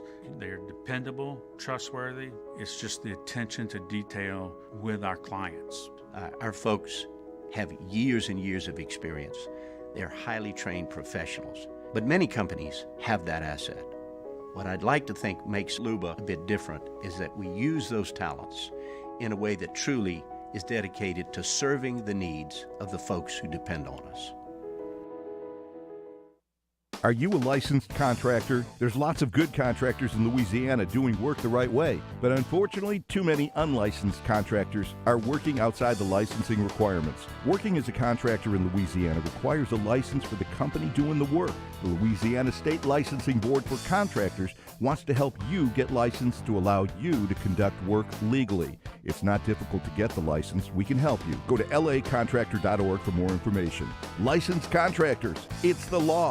Gulf Coast Office Products is a nationally recognized Saban office equipment dealer based right here in Louisiana. Over 100 employees strong, Gulf Coast has the boots on the ground to support all vertical markets from education, engineering, legal, and finance. With the latest in office technology from desktop to production segment units, Gulf Coast and Saban have the perfect fit for you. Call 225-756-2644. That's 756-2644 for Gulf Coast Office Products. There it is, the extra mile, on the border of expected and extraordinary for those willing to go further, like vans customized for work or play, with safety and tech to keep you connected, supported by a 5-star sales, service, and finance team, and backed by the 1-star you know. So go the extra mile. It's never crowded because so few have what it takes to go there. Mercedes-Benz Vans. ServiceMaster Elite create clean, disinfected work environments. As a local business, we take pride in serving the New Orleans and Baton Rouge areas. Our cleaning protocols follow CDC and OSHA standards for healthcare settings, offices, senior living, restaurants, and industrial plants. Contact ServiceMaster Elite to get your operation ready for reopening with germ disinfection cleaning. Charles Handegriff, join us for the next edition of Jimmy Ott's Game Time from Spoken Hub on Government Street. Troy Macker from Bet Rivers and Jimmy Ott from California. Jimmy Ott's Game Time, presented by Bet Rivers, 6 p.m. weeknights on 104.5 ESPN Baton Rouge.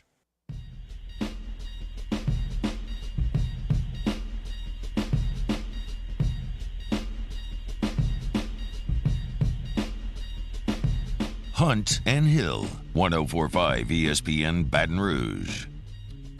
All right, let's look at our Citizens Bank poll question of the day. We ask it each and every day here on Hunt and Hill. We went through at the top of this hour talking about the non-conference games and SEC West action this year, and Florida, because that's the permanent opponent. I asked what non-conference team has the best chance to beat an SEC team.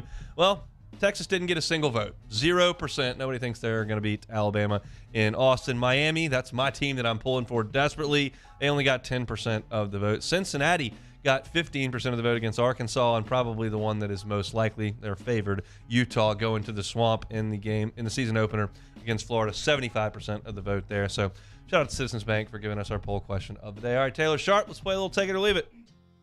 All right, let's do it. Tim Kirkagen was inducted into the Baseball Hall of Fame yesterday, receiving the Baseball Writers Association Career of Excellence Award. Kirkagen, a Hall of Famer. Take it or leave it. I'll take it. I'll take it.